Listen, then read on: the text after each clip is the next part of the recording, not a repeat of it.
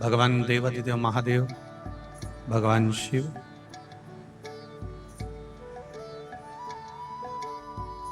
कहीं ना कहीं बाबा देवादिदेव महादेव की कृपा कोटेश्वर के इस पुण्यमय क्षेत्र में होना थी। इसलिए भगवान शिव की कृपा से, करुणा से, उदारता से, दया से कोटेश्वर धाम की इस पावन धरा पर पंचपुष्प शिव महापुराण की कथा श्रवण करने का सौभाग्य प्राप्त हुआ है। एक बार ठाकुर श्री शरद सिंह जी सिसोदिया जी को जोरदार ताली बजाकर स्वागत करें, जिन्होंने इस पुनीत पावन आयोजन को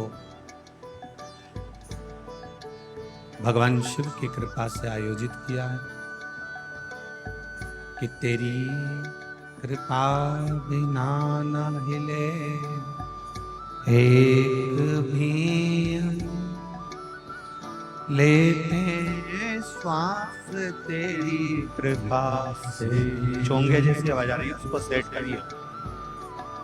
बखान क्या लाखों के ढेर का चपटी बहुत मेरे खजाना कुबेर का। हे गंगाधार मुक्ति द्वार ओमकार तू, भोले ओमकार तू। आयो शरण तिहारी शंभु तार तार तो। आपको और हमको उसी की कृपा से, उसी की करुणा से, उसी की दया से ये क्षेत्रीय नवरात्रि के अवसर पर 5 दिवसीय पंचपुष्प शिव कथा जो मिली है, वह आपके और हमारे जीवन को सार्थक बनाने वाली है। कहीं ना कहीं बाबा विश्वनाथ की कृपा, करुणा, उदारता, दया, जो ये पावन कथा का लाभ आपको और हमको मिल रहा है।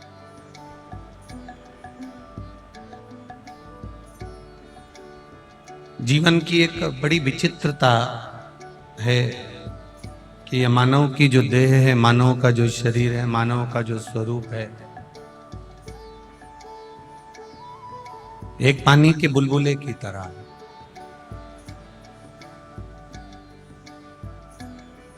आज है, कल नहीं, इसका कोई भरोसा नहीं। पर देवादिदेव महादेव की कथा कहती है, शिव महापुराण कहती है कि जो क्षण मिला है, जो समय मिला है, जो पल मिला है, जो घड़ी मिली है, उस पल में, उस घड़ी में, उस क्षण में हम जितना भी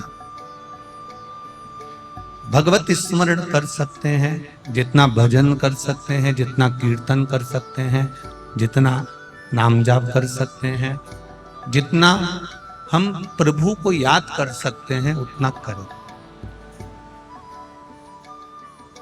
पहले के समय में ये मोबाइल नहीं होते थे। पहले के समय में ये जो भी अगर किसी को सूचना मिलती थी भी तो हम सहज भाषा में कह देते थे कि कोई मुझे याद कर रहा है। अपन कह देते थे कि कोई मुझे याद कर रहा है, अर्थात आपने किसी को याद किया और हिचकी चलने लगी या कोई आपको स्मरण में आया तो आपको एकदम सामने ही आकर वो खड़ा हो जाता है जिसको आपने याद किया। कभी कभी ऐसा होगा। उसी तरह शिव महापुराण की कथा कहती है, जब आप मेरे ओघड़दानी, मेरे त्रिकालदर्शी, मेरे कैलाशी, मेरे अविनाशी, मेरे शिव को याद करते हो तो एक ना एक दिन मेरा महादेव भी आपके सामने आकर खड़ा हो ही जाता। बस उसको पाने का जो तरीका है वो थोड़ा सा अलग, ना उसको छल प्रिय है, ना उसको दिखावा प्रिय है। पहले कथा में आपको कहा था कि ढोंग की जिंदगी जीने से अच्छा है कि हम ढंग की जिंदगी जी लें।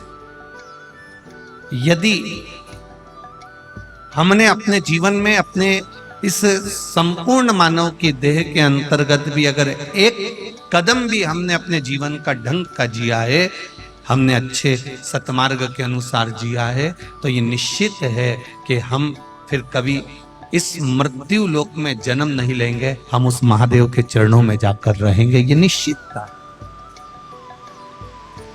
ये निश्चित है। हम उस परमात्मा के चरणारविंद में जाकर फिर निवास कर सकते।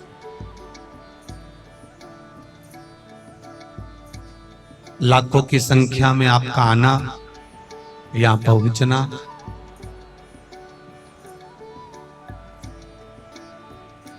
कई लोग कह रहे थे गुरुजी ने कथा दी है कोटेश्वर में, वहां आसपास तो कोई ऐसी बस्ती है नहीं, पूरा जंगल क्षेत्र है, एक ही रोड है, कैसे लोग वहां पहुंचेंगे, कैसे वहां तक पहुंचेंगे? और आपकी लाखों की संख्या ने दिखा दिया कि बाबा को ढूंढते ढूंढते आप यहां पहुंचे, आप यहां पहुंचे हो। और ये मेरा विश्वास कहता है, इस कोटेश्वर धाम की पावन धरा पर अगर आप आए हो, 2 मिनट बाबा के चरणों में, कोटेश्वर धाम के चरणों में आप बैठोगे, जहां पर निरंतर भरचक गर्मी भी पड़ रही हो और गंगा उनके सिर पर लगातार टपक रही हो, ऐसी पुण्यमय धारा कहीं नहीं मिलने। सहज, सरल,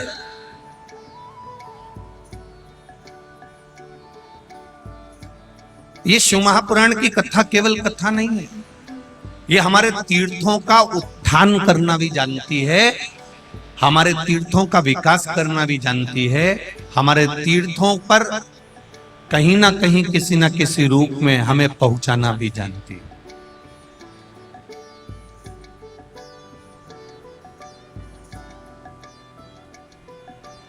कितना सुंदर स्वरूप। अभी हम शिव मंदिर में गए, शिवालय में, तो वहां पर कार्यकर्ता और पंडित जी आदि कह रहे थे, गुरुजी एक तो ये गंगा के रूप में यहाँ कोटेश्वर में बाबा का दर्शन होता है, लगातार पानी गिरता रहता है, और एक सर्प के रूप में दर्शन होता है। और बहुत दिनों के बाद यहाँ कल से एक सर्प आकर बैठा हुआ है, और उसका दर्शन ही हमको लगता है कि महादेव का दर्शन। ये शिव तत्व। आप भगवान का भजन करना, आप कीर्तन करना, आप स्मरण करना, ढूंढते ढूंढते आप ये शिव महापुराण के पंडाल तक पहुंचे हो, तो एक दिन कभी ना कभी मेरा महादेव भी आपकी दुख की घड़ी में आपको ढूंढते ढूंढते आपके दरवाजे पर पहुंच जाए। बस विश्वास, भरोसा और उस भरोसे की दृढ़ता आपके भीतर होना चाहिए। हम शिव जी को जल चढ़ा रहे हैं, पर जल चढ़ाने में भी कहीं हम अपना जल चढ़ाते चढ़ाते किसी को दिखा तो नहीं रहे हैं, अपन किसी को ये तो नहीं बताना चाहते कि मैंने शिव जी पर इतना जल चढ़ाया, मैंने इतना दही चढ़ाया, मैंने इतना दूध चढ़ाया, मैंने इतना अभिषेक किया, मैंने इतने बेलपत्र चढ़ाए। शिव महापुराण की कथा यहां तक कहती है, आप अगर 1.25 लाख बेलपत्र शंकर को समर्पित कर रहे हो, आप 1.25 लाख कमल के पुष्प शंकर जी को समर्पित कर रहे हो, तो शिव महापुराण की कथा कहती है कि एक शंकर जी पे चढ़ा हुआ बेलपत्र ही उठाकर धोकर अगर आपने शंकर जी को चढ़ा दिया तो वो 1.25 लाख बेलपत्र के बराबर हो जाए।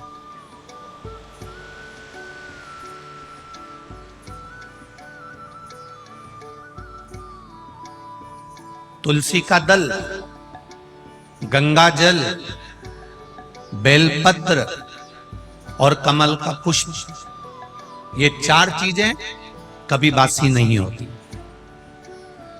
गंगा का जल अगर आपका 2 साल, 5 साल, 10 साल, 15 साल, 20 साल पुराना भी रखा है तो वो बासी नहीं होता। कमल का पुष्प भगवान शिव को समर्पित करने के बाद 5 दिन तक बासी नहीं होता। बेलपत्री, एक बेलपत्री देवाधिदेव महादेव पर चढ़ी हुई है, उसको धोकर चढ़ाते रहें, वो कभी बासी नहीं होती। और तुलसी का दल कभी बासी नहीं होता, ये बासी है ही नहीं।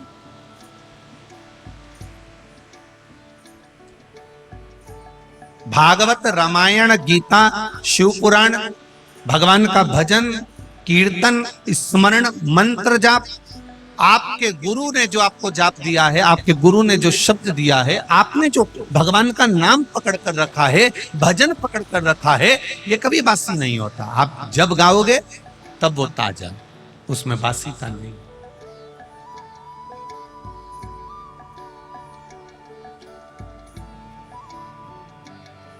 एक अखबार को अगर 5 बार पढ़ लोगे ना, एक अखबार को अगर 10 बार पढ़ लोगे तो बोर हो जाओगे। एक किताब को अगर 5-10 बार पढ़ लिया तो बोर हो जाओगे। एक मैगजीन को 5-10 बार पढ़ लिया तो बोर हो जाओगे। मन नहीं लगेगा कि ये मैगजीन हमने पढ़ चुके हैं, ये अखबार हम पढ़ चुके हैं, ये किताब हम पढ़ चुके हैं। पर एक शिव महापुराण को आप हजारों वर्षों से श्रवण करते करते आ रहे हो, भागवत जी को 5200 वर्ष से सुनते हुए आ रहे हो, रामचरितमानस को जीवन आप लोगों का निकल गया, सुनते सुनते दादा परदादा अपनी जिंदगी निकाल लिए, पर आज तक उसको पढ़ते पढ़ते, आज तक उसको सुनते सुनते ये कभी ऐसा मन में भाव उत्पन्न नहीं हुआ कि अब मेरा सुनने का मन नहीं करता, अब मेरा पढ़ने का मन नहीं करता। इसको जितना सुनो, जितना पढ़ो, जितना धारण करो, ये उतना उभर कर हमारे सामने आता। जैसे कोटेश्वर की कथा में पंचपुष्प शिव महापुराण की कथा है।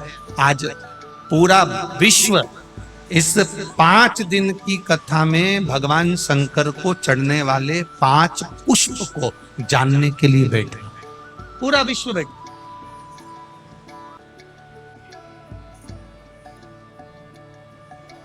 कि वो 5 पुष्प कौन से हैं जो देवाधिदेव महादेव को प्रसन्न करने के लिए समर्पित किए जा सकते।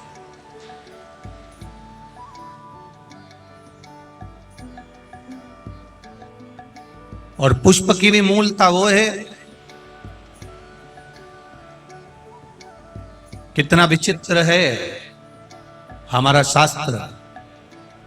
वायु पुराण कहता है जब आपका स्नान नहीं हुआ, आप बगीचे में गए हो, आज्ञा लेकर किसी के वृक्ष से पुष्प ले रहे हो, किसी टाली से पुष्प ले रहे हो, तो उसके मालिक से आपने पूछकर उस पुष्प को आपने तोड़ लिया, भगवान को समर्पित कर दिया।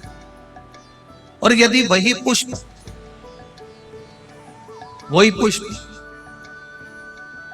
आप बिना पूछे, जिसका बगीचा है, जिसका पौधा है, जिसका पेड़ है, उससे तुमने पूछा ही नहीं, और तुमने तो सोचा हाँ सवेरे सवेरे कौन देख रहा, फूल तोड़ा लिया और शंकर जी को चढ़ा दिया।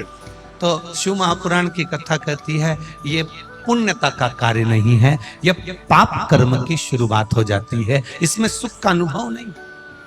थोड़ा आप लोगों को बड़े बुरा लग सकता है कि हम दूसरे के पेड़ से फूल तोड़ कर ला रहे हैं, या तो आपको उस पेड़ वाले से हम दूसरे के बगीचे से पुष्प लेकर आ रहे हैं, या तो उस बगीचे वाले से हम दूसरे के यहाँ से पुष्प लेकर आ रहे हैं। उस पुष्प जिसके बगीचे से ला रहे हो, जिसके पौधे से ला रहे हो, जिसके वृक्ष से ला रहे हो, शंकर भगवान को फूल चढ़ाने का भी नहीं है आपके पास में, तो आप एक चावल का दाना चढ़ा दो, पर अपना चढ़ाओ। शंकर जी को अगर फूल चढ़ा रहे हो तो आप पहले सामने वाले से पूछो कि आपके बगीचे से मैं रोज फूल तोड़ सकती हूँ, आपके यहाँ पेड़ से मैं आप पुष्प ले सकती हूँ। अगर वो कह दे हाँ हमारे यहाँ तो लगे ही रहते हैं, तुम्हारा मन करा करे तोड़ लिया करो, तुम्हारा मन करे उतार लिया करो और भगवान को चढ़ा दिया करो, तो वो पुष्प जब आप शिव जी को चढ़ाओगे तो आपको जीवन में एक आनंद की अनुभूति होगी और आपके कार्य सफल होना प्रारंभ हो जाएंगे अपने आप। पर यदि हमने चोरी कर कर चुपचाप से जाकर पुष्प को चुरा लिया, बगीचे से निकाल लिया, और तुमने सोचा मैं भगवान का श्रृंगार करूंगी, मैं भगवान को सजाऊंगी, मैं भगवान का अलौकिक श्रृंगार करूंगी, तो उसमें पुण्यता का भाग नहीं आता महाराज, उसमें सुख का अनुभव नहीं, उसमें आनंद का अनुभव।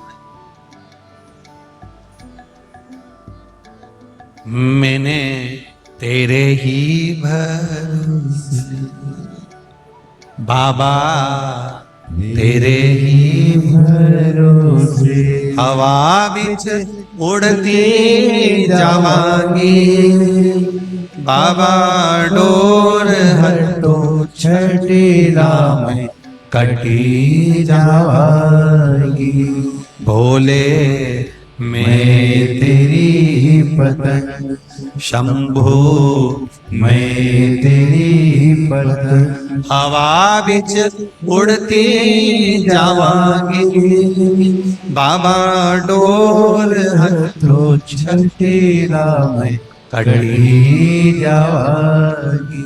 हमने शिव को समर्पित करा, हमने देवाधिदेव महादेव को समर्पित करा, और विश्वास रखकर जो दिया गया है, भाव रखकर जो दिया गया है, चोरी कर कर नहीं, छुपा कर नहीं। यहां तक शिव महापुराण की कथा कहती है, एक लोटा जल अगर लेकर शंकर जी के मंदिर में जा रहे हो तो अपने बल पर, अपने दम पर, अपने आनंद में जाओ, अपने विश्वास के साथ जाओ, अपने भरोसे के साथ जाओ। जाते हो आप लोग शिव जी के मंदिर में जल चढ़ाने? कितने लोग जाते हैं? जरा हाथ उठाओ।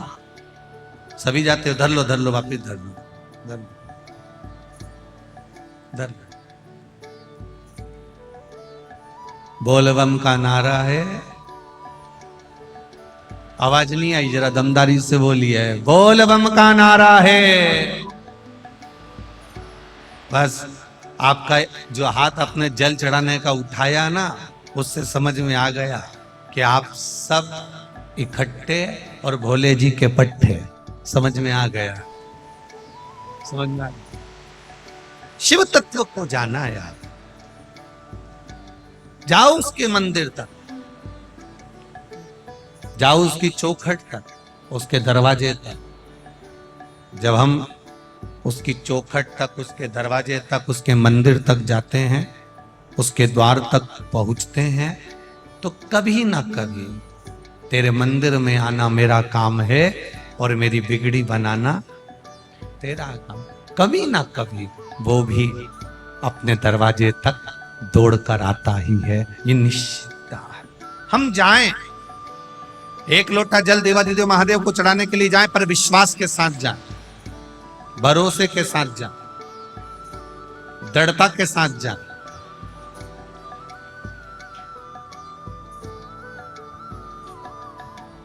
शिव महापुराण की कथा कर रहे, देवराज नाम का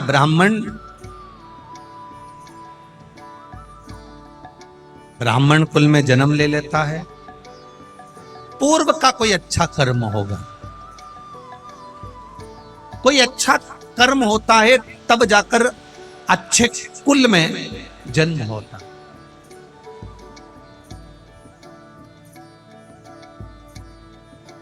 अब अच्छा कुल, शिव महापुराण की कथा कहती, किसको कहा गया?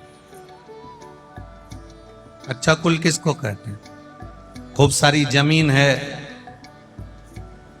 खूब जोरदार जोरदार गाड़ी है, खूब जोरदार जोरदार बंगला है, सोने की खूब सारी रकम है, ट्रैक्टर ट्राली है, प्रॉपर्टी खूब है, प्लाट मकान फैक्ट्री खूब है, इसको अच्छा कुल कहते हैं क्या? अच्छा कुल किसको कहते हैं? जिसके कुल में कोई 7 पीढ़ी में भी एक भगवान का भजन करने वाला पैदा हो जाए तो समझ लो कि वो अच्छा कुल है। धन मूल नहीं है, धन की मूलता नहीं है।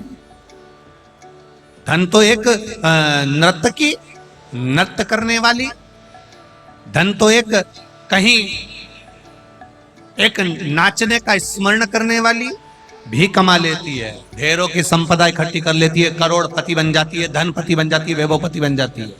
पर भले उसने धन कमाया, भले उसने सत्ता कमाई, भले उसने सब कुछ कमाया, पर लोग कहते क्या हैं? अरे वो अच्छी नहीं है, वो नारी ठीक नहीं है। कुल की श्रेष्ठता नहीं हो पाती।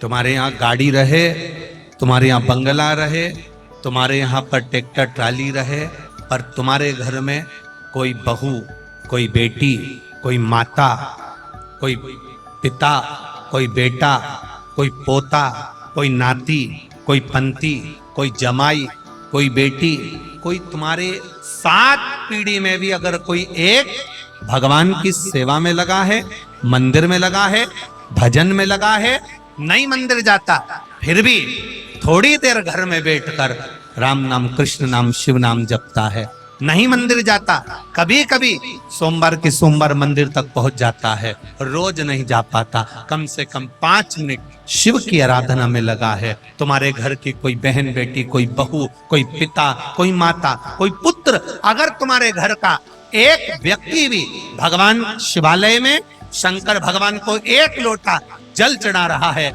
समझ लेना कि तुम्हारा कुल कोई साधारण नहीं, तुम उच्च कुल के आनंद में निवास करने वाले।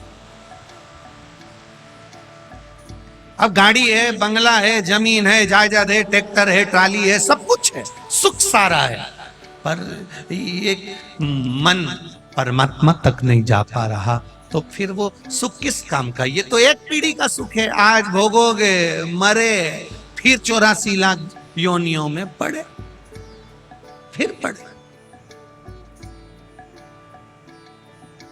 कितने दिन की कथा है? बोलो बोलो, जम के बोलो री जीजी, और जीजा उन भी बोलो, कितने दिन की है? 5 दिन की कथा। अब 5 कर्मेंद्री, 5 ज्ञानेंद्री, इनको सवारने के लिए यह पंच पुष्प शिव महापुराण की कथा है। कोई कितई के आजकल तो तू हमारे पास आके बैठ ही नहीं रिया, उससे कह देना अब आजकल मैं 5 स्टार होटल में बैठ रिया, अब मैं थारे साथ नहीं बैठी रही, अब मैं तो 5 स्टार में, अब मेरे को बस क्यों बैठे?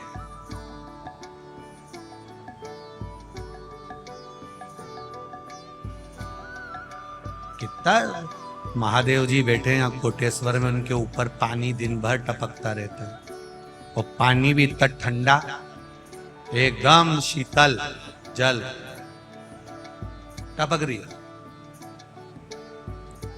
कोटेश्वर के आसपास के लोगों से महादेव जी कह रहे हैं अपने भेजे को ठंडा रखना रे, ठंडा रखना,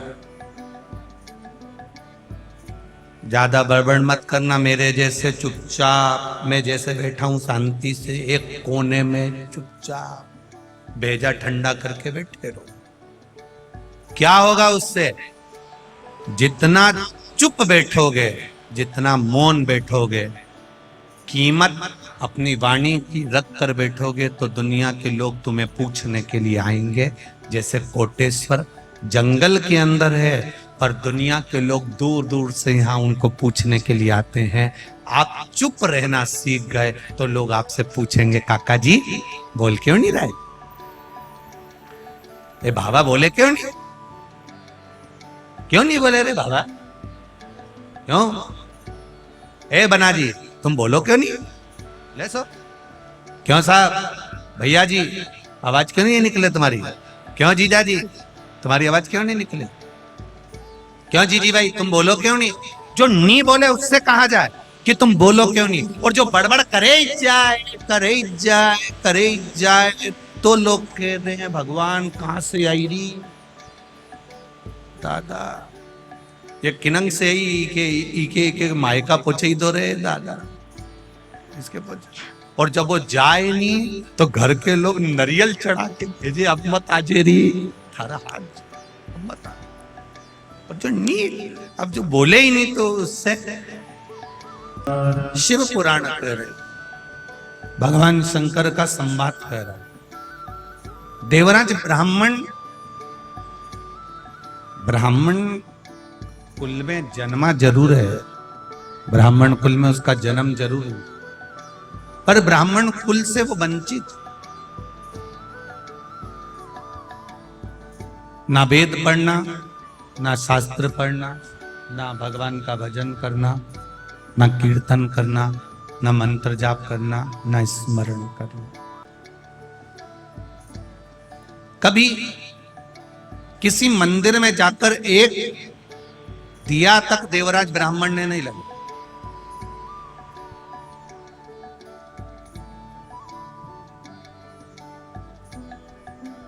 फिर भी चोरी का धन लेकर आ रहा था, चोरी का सामान लेकर आ रहा था, और वो चोरी के धन को ले जाकर मंदिर में लेकर छुपाकर बैठ गया, जहां एक ब्राह्मण देव शिव महापुराण की कथा का वाचन कर रहे, एक ब्राह्मण जहां शंकर भगवान की कथा का वाचन कर रहे, वहां बैठ।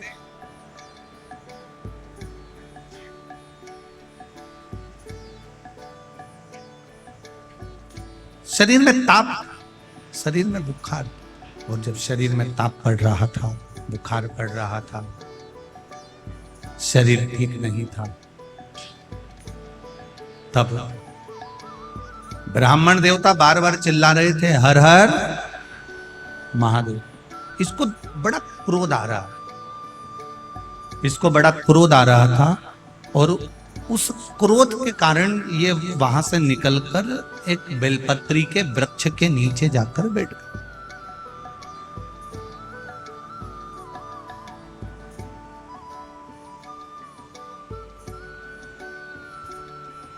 एक बेलपत्री के वृक्ष के नीचे जाकर जैसे ही बैठा,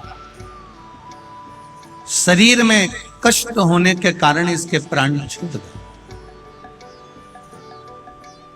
यम के दूत इसको बंदी बनाने के लिए आ गए, और जब यम के दूत इसको बंदी बनाने के लिए आए तो इतने में देवादिदेव महादेव के गण भी वहां आकर खड़े हो गए।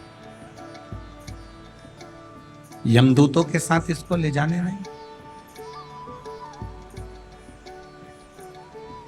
यमदूतों के साथ इसको ले जाने नहीं दे, कारण इसने शंकर भगवान के गणों से पूछा कि मैंने जिंदगी में केवल पाप करा,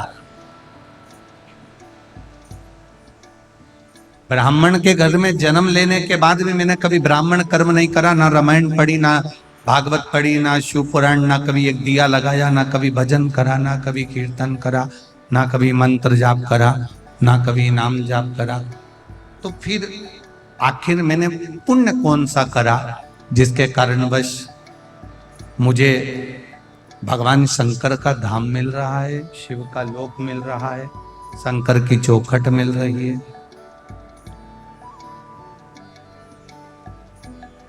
आखिर मैंने करा क्या है? शिव गणों ने कहा तुमने कुछ नहीं कर, तुम्हारी माता ने एक लोटा जल जो देवादिदेव महादेव को चढ़ाया था, बस उसी जल का पुण्य तुम्हें प्राप्त हो। एक बात आपको पहले भी कही, आज फिर कहते हैं, सारे पुराण शास्त्रों में ये लिखा हुआ है कि इसको सुनने से 7 पीढ़ी तर जाती है, ऐसा करने से 7 पीढ़ी तर जाती है। केवल शिव महापुराण की कथा, स्कंद पुराण की कथा ये कहती है कि शंकर भगवान पर 1 लोटा जल चढ़ाने वाला या शिव महापुराण की कथा को सुनने वाले की 7 पीढ़ी नहीं 71 पीढ़ी तर जाती है। ये शिव तत्व।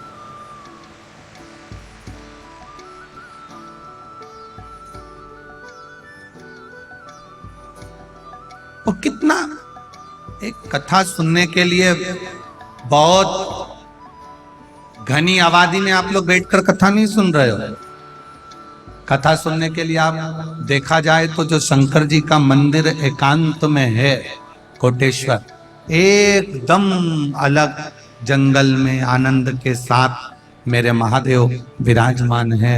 ऐसे देवाधिदेव महादेव की एकांत में आपको पहले भी कथा में कहा जहां बाबा आराम से बैठे हों और वहां ये शिव महापुराण की कथा सुनने को मिल रही है, तो अपने दिल की बात भी कहकर जाना, वो दिल से दे भी दे, दिल से कहो।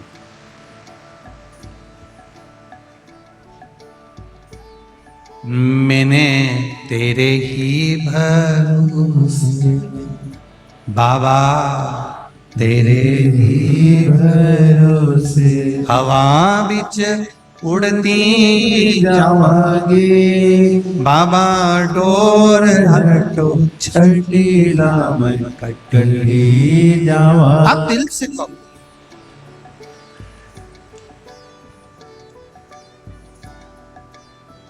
देवराज भगवान का भजन कर कर आनंद पाकर शिव धाम को चले गए।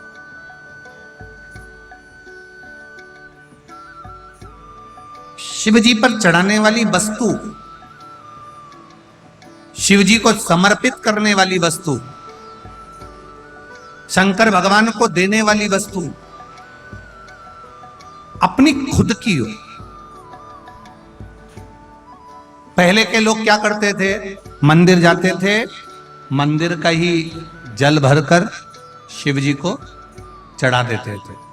अब आप लोग मंदिर का जल लेते हो क्या? बोलो बोलो, जम के बोलो। जल नहीं लेते। कहां से लेकर जाते हो? अपने अपने घर से लेकर। कारण क्या है? वास्तु दोष होता है तो घर में होता है, पितृ दोष होता है तो घर में होता है, काल सर्प दोष होता है तो घर में होता है।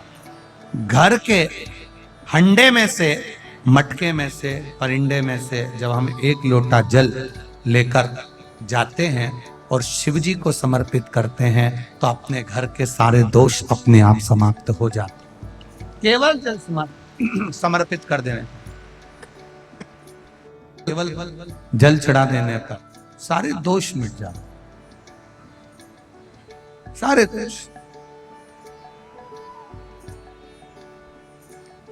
भगवान शिव ओगड़दानी, त्रिकालदर्शी, कैलाशी, अविनाशी, मेरा देवाधिदेव महादेव, करुणा करने वाला, अपना खुद का एक बहुत सुंदर संवाद शिव महापुराण के अंतर्गत आता है। पुष्पदंत की कथा। गंधर्व था, इंद्रलोक में इंद्र की सभा में बैठकर गायन करता था, कविता पाठ करता था, भजन करता था, कीर्तन करता था, स्मरण करता था, गायन में लगा रहता था।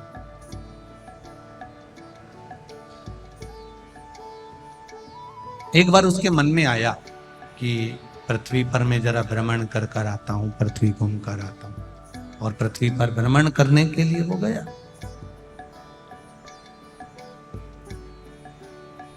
फूल, पंच पुष्प, शिव महापुराण की कथा है। फूल चढ़ाने से पहले फूल चढ़ाने का तरीका आना चाहिए।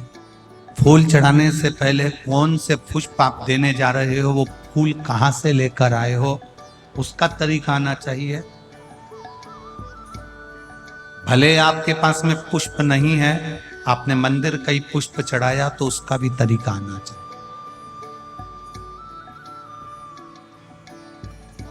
कोई जरूरी नहीं है कि आप नए नए भजन का निर्माण करोगे। आप दूसरे का भी अगर भजन गा रहे हो तो उसको भी गाने का तरीका होना चाहिए।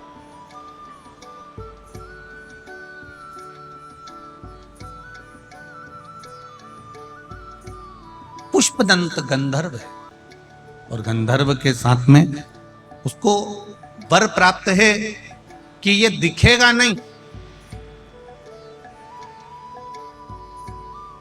ये दिखेगा नहीं, और ये कुछ भी कार्य करेगा तो लोगों को दिखेगा नहीं, इसकी वाणी नहीं दिखे सुनाई नहीं देगी, इसके शब्द नहीं सुनाई देंगे, ये सामने दिखेगा नहीं। ये पुष्पदंत गंधर्व की कथा है। भैंस या तो कम कर दो, या चुंगे जैसी आवाज आ रही है उसको सेट करो ना, बार बार बोल रहे हैं उसको। पुष्पदंत गंधर्व पृथ्वी पर भ्रमण करने के लिए आया, और जब पृथ्वी पर भ्रमण करने के लिए पुष्पदंत गंधर्व आता है, पुष्पदंत गंधर्व जब पृथ्वी पर भ्रमण कर रहा होता, भ्रमण करते करते इसकी आदत थी भगवान शिव की भक्ति करना, भगवान शंकर का भजन करना, भगवान शंकर का स्मरण करना, शिव जी की आराधना करना, शिवलिंग की पूजन करना। अब पुष्पदंत गंधर्व ने विचार करा कि मैं पृथ्वी पर आ गया हूं, क्यों ना यहां शंकर के शिवलिंग का निर्माण करूं और उसका पूजन करूं। एक पार्थिव शिवलिंग का निर्माण पुष्पदंत गंधर्व करने लगे।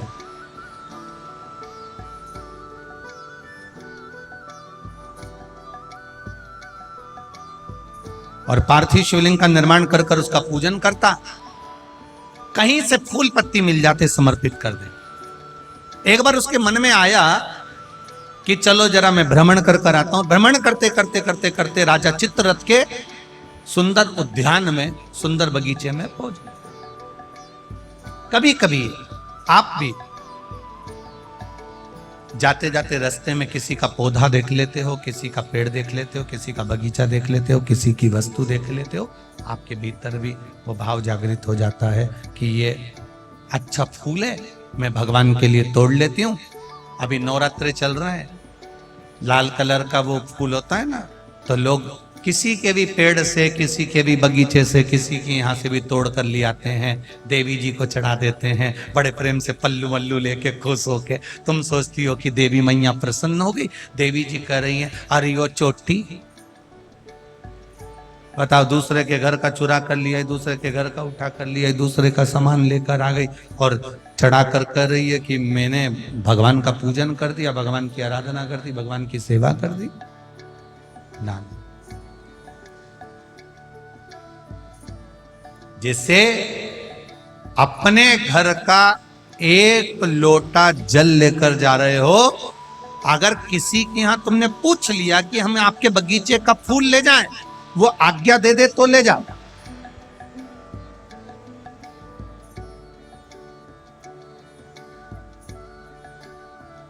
वो आज्ञा दे, लेकर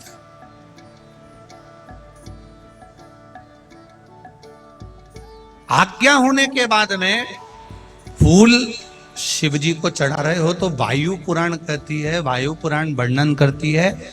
आप लोगों को तो मालूम होगा, आप लोग क्योंकि सब कोटेश्वर के पास के हो, तो आप लोगों के तो स्मरण में होगा कि शंकर भगवान को या देवताओं को जो पुष्प चढ़ता है, उस फूल को अगर कोई पेड़ पे से, डाली पे से तोड़ा जाता है तो नहाकर नहीं तोड़ते। भगवान को चढ़ने वाले पुष्प को बिना नहाए तोड़ा जाता है, नहाकर पुष्प नहीं तोड़ा जाता।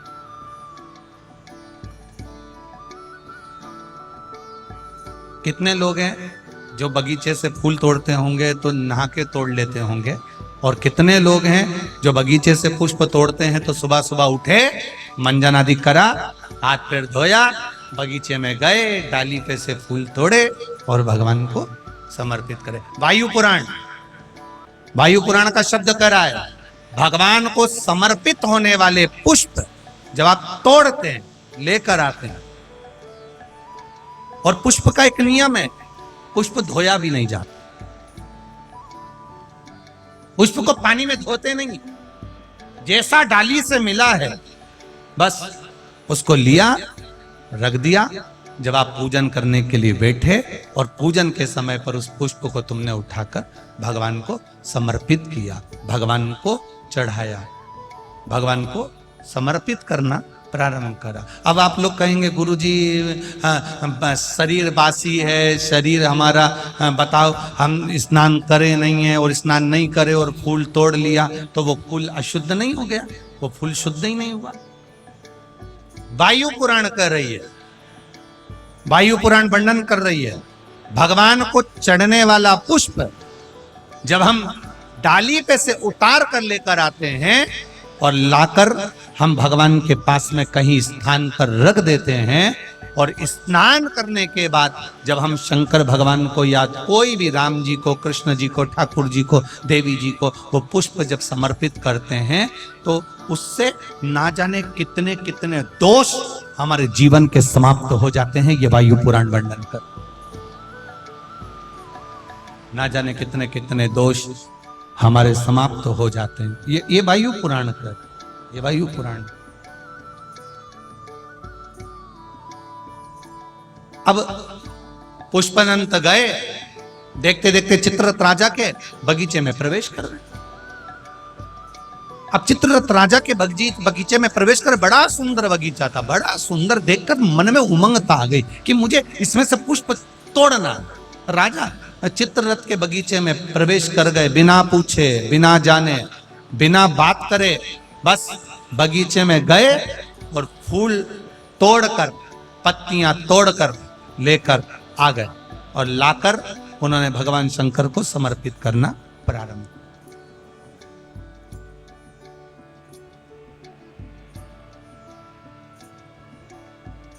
पंद्रह दिन निकल गए, 20 दिन निकल गए, 22 दिन निकल गए, 25 दिन निकल गए। एक बार राजा चित्ररथ भगवान का पूजन करने के लिए बैठे और भगवान का पूजन करते करते राजा चित्ररथ ने कहा चलो बगीचे से फूल लेकर आ जाओ जरा। अब माली गए, जो सेवक थे वो बगीचे पहुंचे और बगीचे से पुष्प लेकर आने लगे। बगीचे से जब पुष्प लेकर आए तो बगीचे में जाकर क्या देखते हैं कि वहां तो एक भी पुष्प नहीं है, सारे पुष्प टूट चुके, कोई ले जा चुका। कोई बात नहीं, टूट कर नीचे गिर गए होंगे। दूसरा दिन हुआ, तीसरा दिन हुआ, चौथा दिन हुआ, पांचवा दिन हुआ, रोज बगीचे से फूल गायब हो जाते हैं, रोज बगीचे से फूल समाप्त हो जाते हैं और वो फूल मिल नहीं पाते हैं। बड़ा दुखी होते हैं राजा। आज राजा को क्रोध आ गए, आखिर बगीचे में से फूल चुरा कौन रहा? पता नहीं, हमने बहुत ढूंढा पर मिल नहीं रहा, बहुत प्रयास करा पर मिलता नहीं।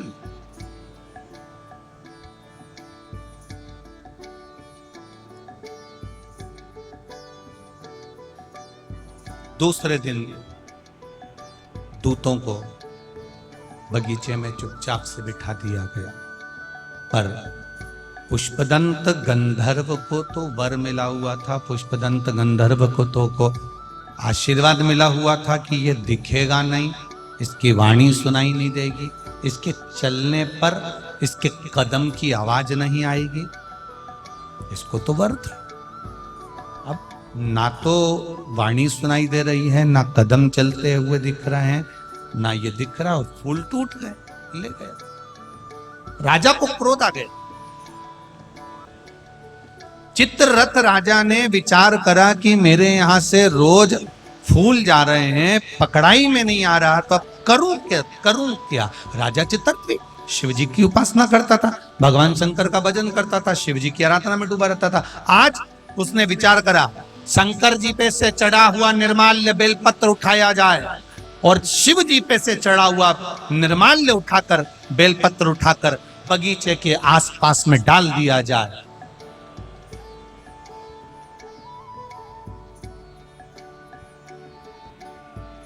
लोग समझते नहीं हैं, मंदिर में जाते हैं, भगवान पे चढ़ा हुआ फूल, भगवान पे चढ़ी हुई बेलपत्री पूरे मंदिर में जहां वहां पड़ी रहती है और लोग उस पे से चलते हुए, लांघते हुए निकल जाते हैं। पंच पुष्प शिव महापुराण की दो बातें अपनी जिंदगी में उतार कर रखना। यदि कोई बड़ा रोग अपने जीवन में नहीं चाहते हो, इस मुख को जिंदगी भर शुद्ध चाहते हो और इस मुख में कभी कोई बड़ी बीमारी नहीं चाहते हो, तो दो बातें अपनी जिंदगी में उतार कर रखना। एक, भगवान के पड़े हुए निर्माल्य पर कभी लांगा ना जा। दूसरा, अपने मुख में पान खाकर, गुटखा खाकर या कोई वस्तु खाकर जो मंदिर के लिए रास्ता जा रहा हो, भगवान की कथा के लिए रास्ता जा रहा हो, भगवान के द्वार पर रास्ता जा रहा हो, वहां अपने मुख से थूका ना जाए। जितने लोग पार कर कर जाते हैं उतना दोष आपको लग जाता है और आपका जीवन नष्ट हो।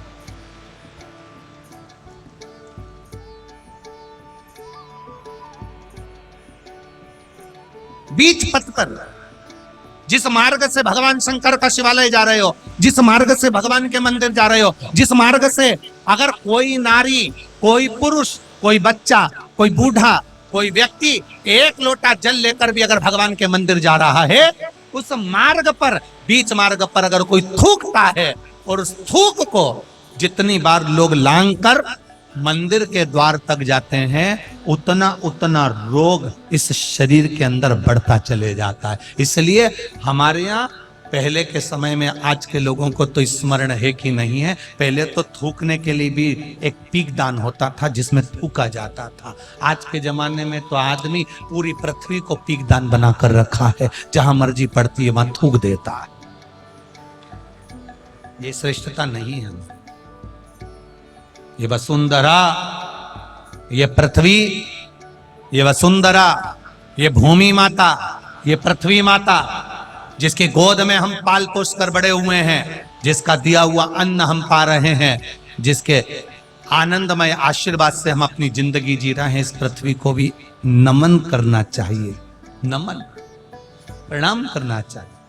हम हमेशा कहते आए हैं, आज फिर कहते हैं, जिसकी बंजर भूमि पड़ी हो, जिसमें अनाज भी नहीं होता हो, बहुत मेहनत कर लिया, उस भूमि में कुछ नहीं होता, लोगों ने कह दिया इस भूमि में कुछ नहीं होता, ये जमीन बेकार है, ये जमीन बेकार है, ये जमीन बेकार है। आपसे निवेदन करना चाहेंगे, किसी मंदिर का निर्माल्य जो शिव जी पर चढ़ा हो, इकट्ठा हो गया हो, उस मंदिर के निर्माल्य को एकाग्रित कर लो, डलिया में भर लो और पूरे पूरे भूमि पर उस निर्माल्य का खाद बनाकर, उस पूरी जमीन पर आप उस निर्माल्य के खाद को थोड़ी थोड़ी दूर पर इतना इतना खड्डा खोद कर बाबा के उस निर्माल्य को डालना प्रारंभ करिए।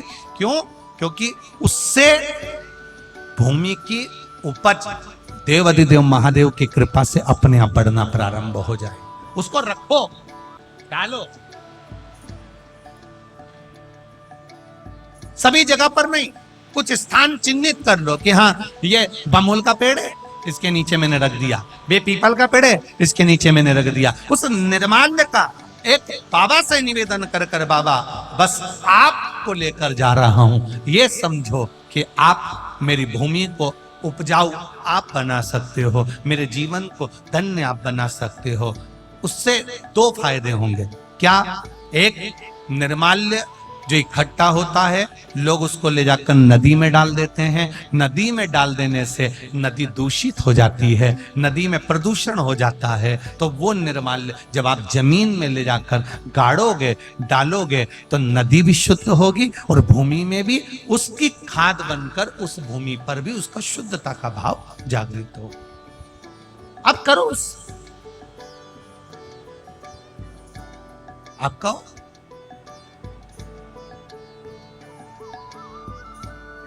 हर कहीं थूक देना, हर कहीं पर पान खाकर थूक दिया, तंबाकू खाकर थूक दिया, कहीं पर भी तुम्हारा मन पड़ा और तुमने पिचकारी, ना ना ना ना ना, शिव पुराण कर रही है, उससे हमें दोष लगता। उस दोष का वर्णन कई लोग कहते हैं, ये तो कुछ खाता ही नहीं था, ये तो बहुत अच्छा व्यक्ति था, इसको ऐसी बीमारी हो गई, इसको ऐसा रोग हो गया। कहां से हो गया? कारण क्या है? ये रोग आया कहां से? हो सकता है इसकी आदत में था, घर से निकलता था, कहीं देवालय शिवालय पढ़ता था, ध्यान नहीं दे पाता था, थूक दिया, उस पे से निकलकर लोग जाते रहे, मंदिर पहुंचते रहे, उसका दोष जिंदगी में आ जाता है। वो दोष पहले के समय में गांव के लोग तो आज भी जानते होंगे कि पहले पीक दान चलता था। आप लोगों के स्मरण में होगा, कभी कभी आप लोगों ने देखा भी होगा, छोटा सा रहता था, उसमें लोग थूक देते थे, उसमें लोग खुला कर देते थे। पर यहां वहां लोग नहीं थूकते, पर चला अब लोगों ने चल दो चीजें स्मरण में रहे। कोटेश्वर बाबा का दर्शन करने जाओ, महाकाल बाबा का दर्शन करने जाओ, ओमकारेश्वर बाबा का दर्शन करने जाओ, चाहे तुम्हारी मर्जी पड़े, जिस शिवालय में दर्शन करने जाओ, जिस मंदिर में दर्शन करने जाओ, उस मंदिर में अगर कोई बेलपत्री जमीन पे पड़ी है, कोई फूल पड़ा है, आप दर्शन करने आए हो ना, उसको उठाकर किसी एक कोने में, किसी एक जगह पर ले जाकर पटक दो। कहीं थोड़ा सा भी अगर पुष्प और निर्माल्य रास्ते में पड़ा है, उसको कोई लांगेगा, उसका दोष हमको लगेगा, इसलिए उसको उठाकर कहीं एक और रख दिया जाए, रख दो।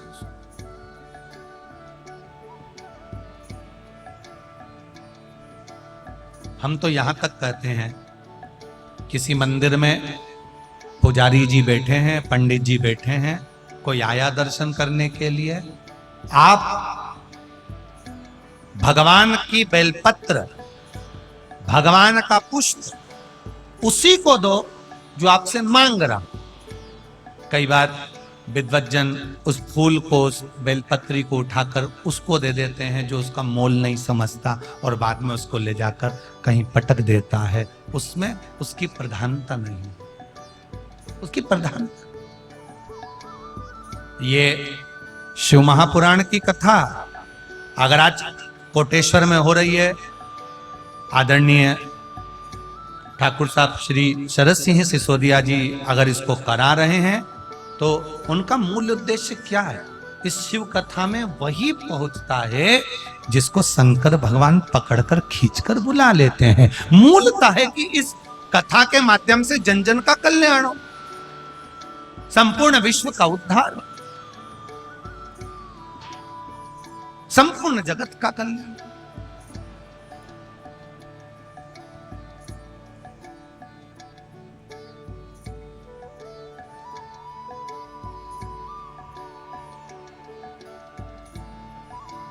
कल कोई कह रहा था, गुरुजी ये कथा क्या कोई राजनीतिक उद्देश्य से हो रही है? हमने उनसे कहा, राजनीतिक उद्देश्य से होती अगर ये शिव पुराण की कथा, तो कोटेश्वर जैसे जंगल में नहीं होती, कहीं के शहर में होती, जिससे और आनंद की अनुभूति। ये बाबा कोटेश्वर के चरणों में हो रही है, ये भाव है। हम तो ठाकुर साहब शरद सिंह जी सिसोदिया जी को और उनके परिवार को धन्यवाद देना चाहेंगे, जो शिव पुराण को आप कोटेश्वर तक लेकर आए। आज ये कोटेश्वर का मंदिर, कोटेश्वर धाम आज पूरे विश्व में कम से कम प्रसिद्धि तो पा रहा है कि कोटेश्वर भी कोई धाम है जहां शंकर आनंद के साथ विराजमान। आज प्रेरणा तो मिली है।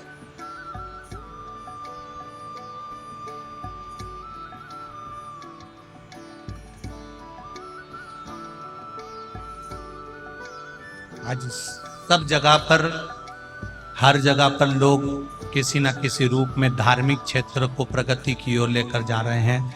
सिसोदिया जी आपको धन्यवाद, जो आप इस कोटेश्वर क्षेत्र को इस कथा के माध्यम से प्रगति की ओर लेकर जा रहे हैं, उसके लिए साधुवाद, साधुवाद, बहुत बहुत साधुवाद। शिव कथा जीवन का एक आनंद तत्व, जीवन का एक लक्ष्य। पुष्पदन, निर्माल्य, चारों तरफ देखो, निर्माल्य भी दो चीजों में कार्य कर जाता है, एक रक्षा के लिए, एक अपने कार्य की सफलता के लिए।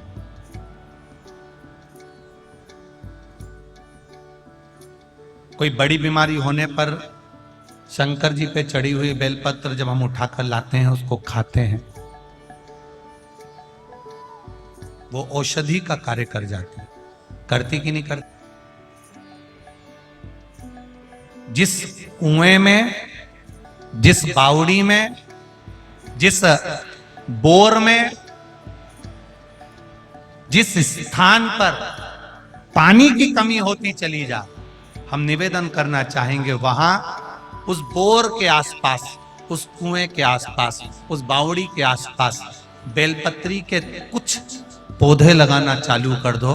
धीरे धीरे मेरा महादेव पार्वती से मिलने के लिए आएगा तो गंगा को साथ में लेकर आ जा, अपने आप आए। आप प्रयास करिए। अभी तो खैर गर्मी है, पर बारिश में प्रयास करना। तुम्हें लग रहा है ये बोर सूख जाता है, बारिश में रहता है, ठंड में पानी रहता है, पर गर्मी में सूख जाता है। उसके पास में आप बेलपत्री के पौधे लगाना चालू करो, थोड़ी थोड़ी दूर दो। बेलपत्री के वृक्षा का रोपण करना प्रारंभ करिए। मेरा महादेव जिस जगह पर बेलपत्री का पौधा होता है, वृक्ष होता है, वहां मेरा शिव पार्वती जी से मिलने के लिए आता है।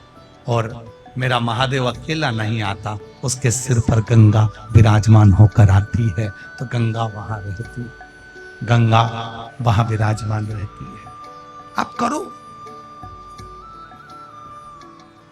शिव तत्व को जाने।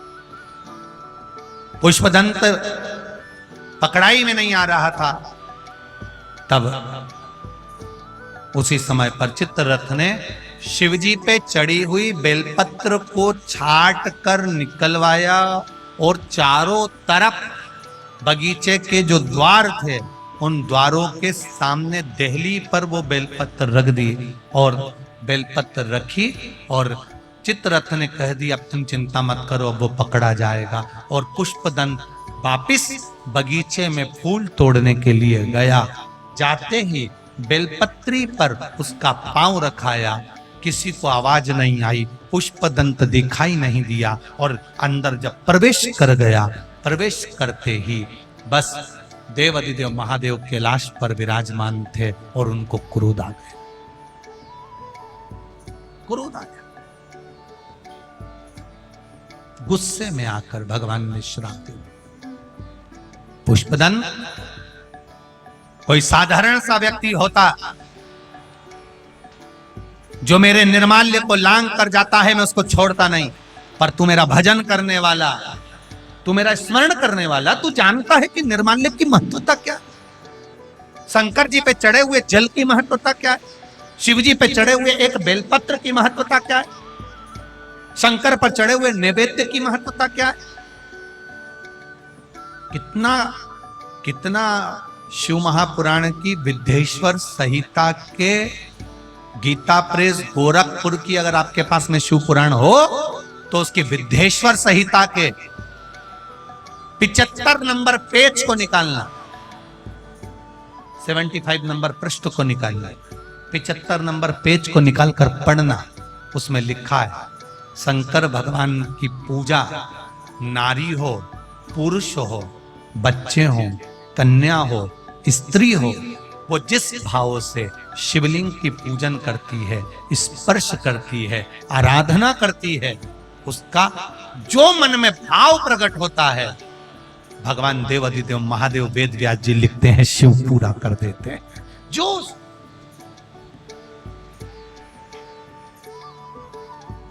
शंकर भगवान पर चढ़ा हुआ जल, शिव जी पर समर्पित किया हुआ जल जो आचमन कर लेता है, शरीर में कितने भी रोग हो रहे हो, वो रोग धीरे धीरे समाप्ति की ओर जाना प्रारंभ कर देते हैं। समाप्त।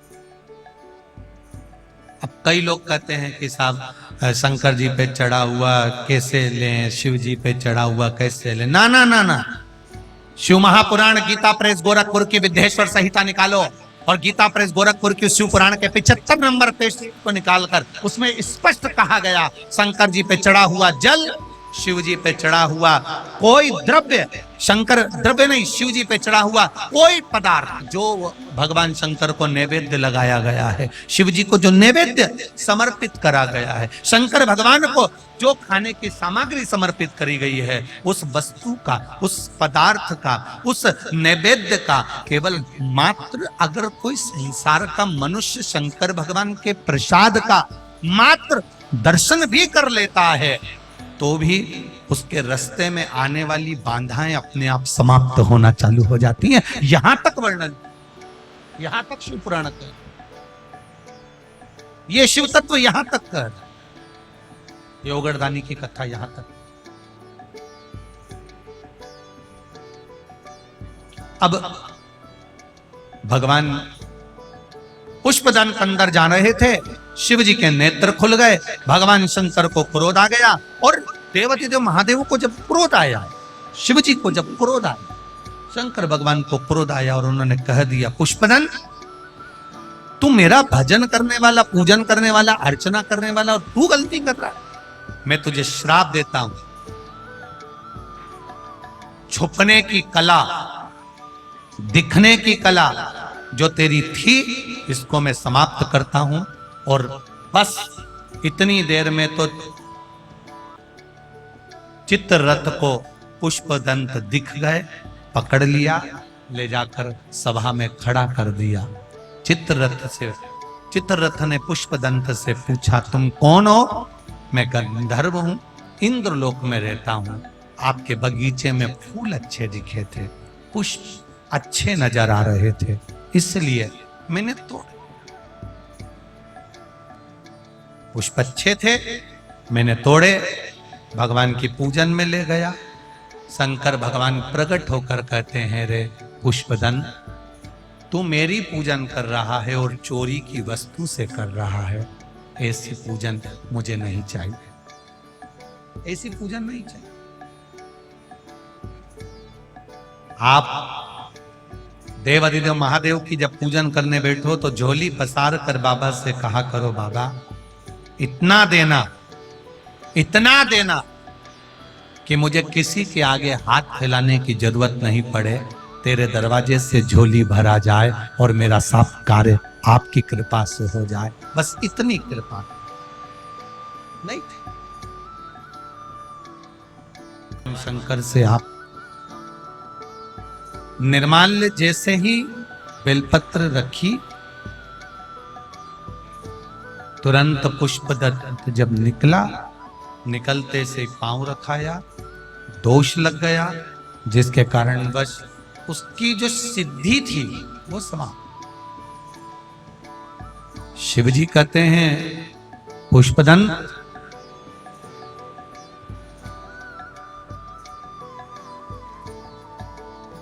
अपना खुद का जल, अपना खुद का पुष्प या किसी आज्ञा से लिया गया कोई पदार्थ शिव को समर्पित करता है, उसका फल जीव को जरूर मिले। एक पत्र आया है, देखिए, पंच पुष्प में से एक पुष्प पारिजात का फूल, जिसको हार श्रृंगार का फूल भी कहते हैं, जिसको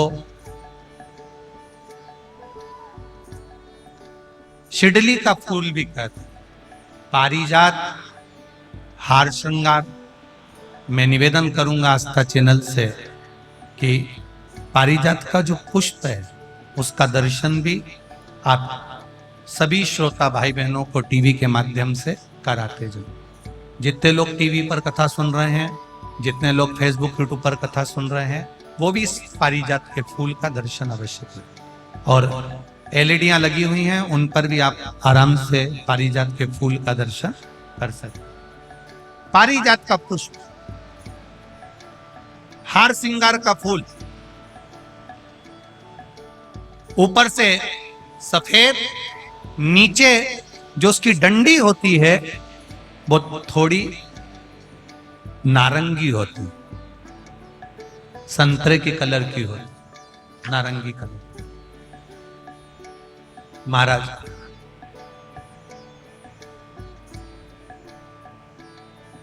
रात्रि में खिलने वाला ये फूल, रात्रि में जो फूल खिलता है ये पारिजात का, और हार श्रृंगार का जो ये पुष्प है जिसको हार श्रृंगार भी कहते हैं, पारिजात भी कहते हैं, और कहीं कहीं इसको शिरडली का पुष्प भी कहते हैं। ऊपर से सफेद होता है, नीचे उसकी जो डंडी होती है वो नारंगी कलर की होती है। शिव कथा कर रही, शिव महापुराण का चरित्र कर रहा है। जिस समय पर संतान की प्राप्ति नहीं होती या किसी कारणवश, किसी कारण से हमारे यहां वंश की वृद्धि नहीं होती, तब देवाधिदेव महादेव की आराधना पारिजात के फूल से करी जाती। अब उस पुष्प को चढ़ाने का एक तरीका है, जरा ध्यान दीजिएगा। पंच पुष्प शिव महापुराण की कथा आप लोग सुनने के लिए बैठे हो, बड़ी आस लगाकर बैठे हो, उसको समझिए। पारिजात का जो फूल शिव जी को चढ़ता है, भगवान देवाधिदेव महादेव को चढ़ता है, जैसे ये शिवलिंग है, मान लो ये शंकर भगवान का शिवलिंग है, ये जलाधारी है, ये जल नीचे गिरने का स्थान। आप लोगों ने पहले कथा सुनी है ना सबने, आपको सबको मालूम होगा। राइट में गणेश जी का स्थान, लेफ्ट में कार्तिकेय का स्थान, बीच में अशोक सुंदरी की जगह। जहां पर यह शिवलिंग रखा है वो माता पार्वती जी का हस्त कमल, शिवलिंग के रूप में, शंकर भगवान के रूप में यह शिवलिंग है। ऊपर से जो एक एक बूंद जलाधारी नीचे गिरती है वो शंकर भगवान की 5 लड़कियां, जया, विषहरा, शामली बारी, दौतली और देव, ये शंकर जी की 5 बेटी हैं। वंश वृद्धि के लिए, कार्य सिद्धि के लिए, वैभव प्राप्ति के लिए, या अपने हृदय की सुख समृद्धि के लिए, संतान प्राप्ति के लिए पारिजात हार श्रृंगार के फूल की शिव जी को आराधना होती है। हार श्रृंगार का जो पुष्प होता है, अशोक सुंदरी वाली जगह पर हम पारिजात के पुष्प को समर्पित करते हैं। उसकी डंडी का जो मुख है वो शिवलिंग की ओर होता है जब हम अपना सुख सुंदरी पर चढ़ाते हैं, और फूल का मुख इधर होता है। वापिस उसी पारिजात के पुष्प को उठाकर हम माता पार्वती जी के हस्त कमल पर, जो गोल हस्त कमल है, वहां समर्पित करते हैं। उस जगह पर माता पार्वती जी की ओर से जो पुष्प समर्पित किया जाता है, उसकी डंडी पारिजात की हमारी ओर होती है, पुष्प का मुख महादेव की ओर होता है। तीसरी जगह, जब हम पारिजात के पुष्प को अशोक सुंदरी पे से उठाकर जगत जननी के हस्त कमल पर रखते हैं, हस्त कमल पे से उठाकर देवाधिदेव महादेव के शिवलिंग पर रखते हैं, उस समय पर पारिजात के पुष्प की डंडी शिवलिंग के ऊपर होती है और फूल का मुख अपनी ओर होता है। इस जगह पर पारिजात के पुष्प की डंडी के केसर से ही महादेव को त्रिपुंड लगाया जाता है और महादेव से प्रार्थना करी जाती है। अब पारिजात के फूल का केसर कैसे बनाना है वो भी एक बार आप लोग अच्छे से समझे।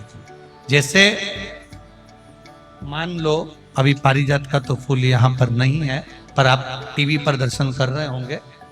पारिजात पुष्प की जो पीछे की डंडी होती है, फूल सफेद और पीछे जो डंडी होती है नारंगी कलर की, केसरिया कलर की, उसको तोड़ लिया जाता। तोड़कर ऐसी 25-50 फूल की पीछे की डंडी को तोड़कर उसको रख दिया जाता। उसको धूप में नहीं सुखाते, केवल घर में उसको एक कटोरी में या थाली में रख दो, वो धीरे धीरे सूख जाएगा। सूखने के बाद उसको पीसकर उसका चंदन तैयार हो जाएगा पारिजात फूल की उस डंडी का। और जिस समय वंश के लिए, सिद्धि के लिए, कार्य सिद्धि के लिए या वैभव प्राप्ति के लिए हम पारिजात का पुष्प देवादिदेव महादेव को समर्पित करते हैं।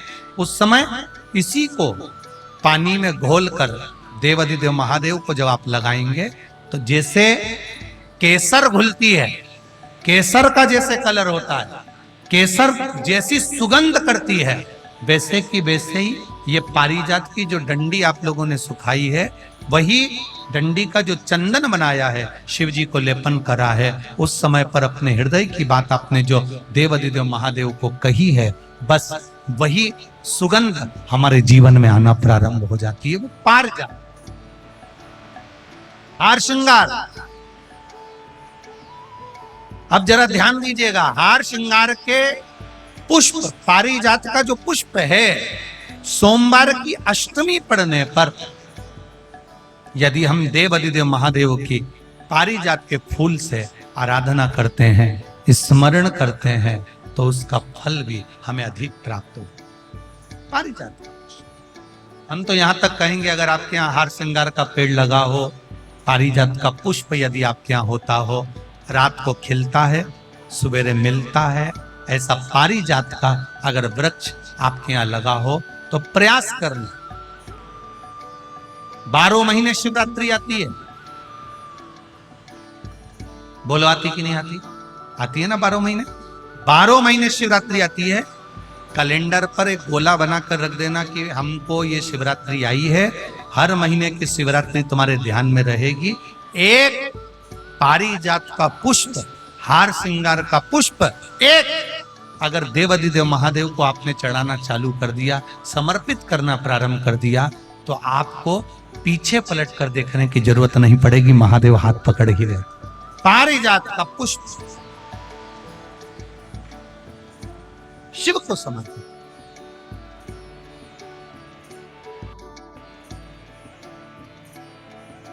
सफेद कलर का पुष्प है, आप टीवी पर दर्शन कर रहे होंगे। केसरिया कलर की, नारंगी कलर की उसकी डंडी है, भगवान शिव को समर्पित। जब हम देवादिदेव महादेव को जल समर्पित करते हैं, भगवान शंकर को जब हम जल चढ़ाते हैं, उस समय पर भी भगवान को, अगर तुम्हारे पास में थोड़ा सा पारिजात की जो डंडी है सुखाई है, आपने पारिजात फूल के नीचे की जो डंडी है उसको तुमने सुखाकर अगर चंदन बनाया है, तो वो चंदन आप प्रतिदिन भी देवादिदेव महादेव को समर्पित कर सकते हो। पारिजात पुष्प। एक बात और हमारे स्मरण में रहे,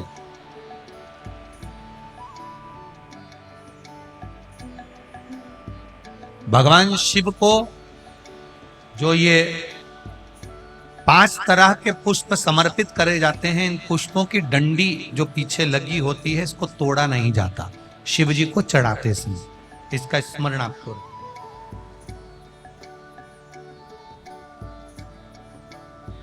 3 शिवालय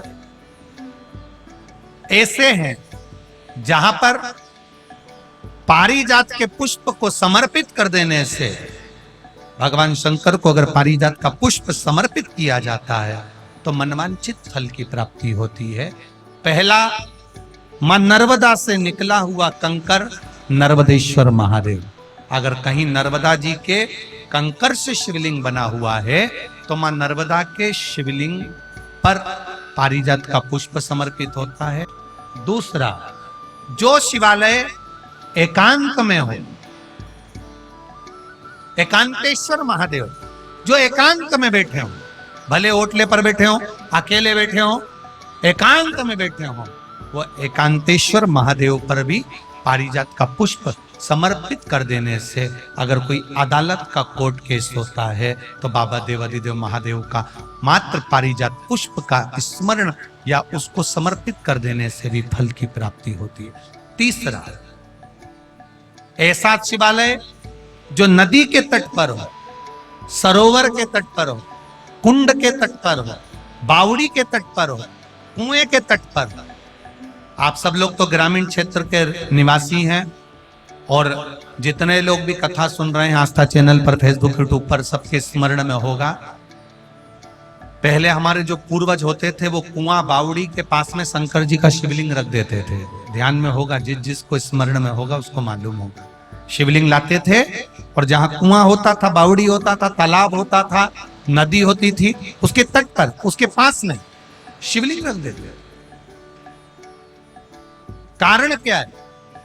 किसी जलाशय, कुआं, बावड़ी, तालाब, नदी, सरोवर, इसके पास में जो शिवलिंग होता है, उस शिवलिंग को बहुत सिद्ध करने की जरूरत नहीं होती। स्वयं गंगा मैया उस कुंड बावड़ी के रूप में रहकर शिवलिंग को सिद्ध कर देती है और वहां स्वयं विराजमान हो जाता महाराज। वहां पर भी यह हार श्रृंगार, पारिजात का पुष्प शिव को समर्पित किया जाए। 3 जगह ऐसी है जहां कभी मौका मिल जाए और तुम्हारे पास में पारिजात का फूल हो और कहीं तुम्हें मिल गया, तुमने आज्ञा ले ली, हम ये पुष्प ले लें क्या, और लेकर अगर आपने चढ़ाया है तो उसका फल जरूर मिलेगा। पारिजात, हार श्रृंगार का पुष्प। चंदन भी प्रयोग कर सकते हैं, चंदन। महाराज शिव पुराण कर रहे हैं।